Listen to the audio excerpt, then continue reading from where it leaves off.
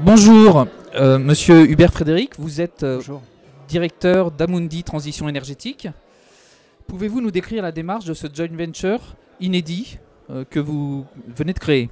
Oui, alors effectivement, il s'agit d'une véritable innovation financière.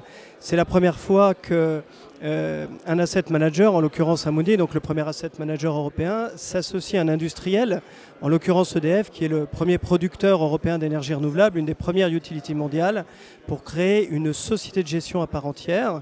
Donc il s'appelle Amundi Transition énergétique, et dont le but est d'offrir aux grands institutionnels français et étrangers un accès maîtrisé à l'investissement dans le pipeline d'EDF, donc le pipeline évidemment de la transition énergétique, donc on parle d'énergie renouvelable et on parle d'efficacité énergétique. Très bien. De quelle taille sera ce premier fonds et comment allez-vous l'investir? Alors nous avons un premier fonds en levée, donc on parle évidemment d'un fonds de private equity infrastructure dont l'objectif est de 500 millions d'euros.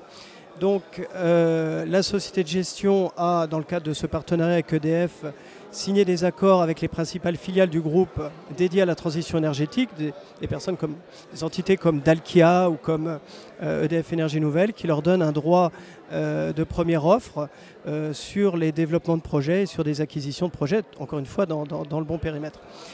Donc il va être investi dans de l'éolien, du solaire, de la cogénération, des réseaux de chaleur, des sujets également d'éclairage urbain.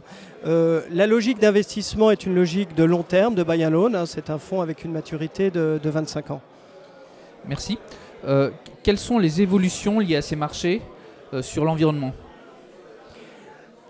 Alors, l'infrastructure et l'environnement, c'est une chose, ce sont deux sujets qui sont particulièrement corrélés aujourd'hui. D'une part, parce que ce qu'il faut voir, c'est qu'en equity infrastructure, la majorité des nouveaux projets, des investissements, en fait, sont réalisés dans les énergies renouvelables.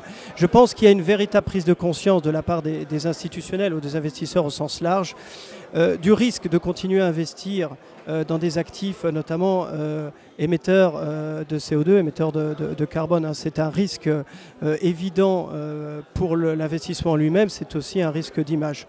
Ensuite, ce sont des secteurs, si vous voulez, qui sont en plein développement, qui sont supportés évidemment par des plans de croissance, de production d'énergie verte au niveau français et au niveau européen, ainsi que tout un tas de nouvelles dispositions législatives. J'en prends juste pour exemple l'article 173 de la nouvelle loi de transition énergétique en France, qui oblige finalement les investisseurs à démontrer qu'une partie non négligeable de leur investissement est destinée à favoriser la transition énergétique. Très bien. En deux mots, vous ferez finalement le lien entre l'épargne et les besoins d'énergie renouvelable ou de transition énergétique. C'est exactement l'idée du projet, c'est d'avoir un outil plutôt novateur en faveur du financement de la transition énergétique, parce qu'on sait qu'il y a un gap de financement de cette transition énergétique, il est très significatif.